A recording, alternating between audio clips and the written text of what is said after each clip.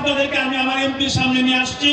আপনারা অনেকেই বলছেন তুলিরে তো চিনি না, স্বাভাবিক যে উনি আমাদের এই এলাকার মানুষ ছিলেন না, কিন্তু আপনারা যারা একটু রাজনৈতিক সচেতন, একটু লেখাপড়া জানেন, তারা জানেন উনি একজন আন্তর্জাতিক ব্যক্তিত্ব।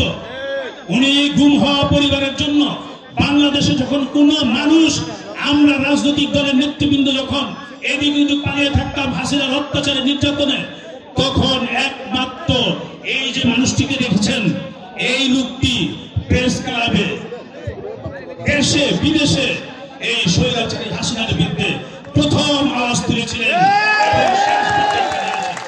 অতএব আজকে উনি আমাদের এমপি ক্যান্ডিডেট, ধানের শীষের ক্যান্ডিডেট।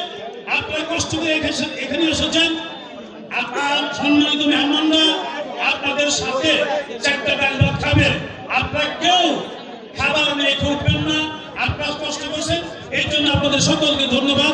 আল্লাহ হাফেজ। বাংলাদেশ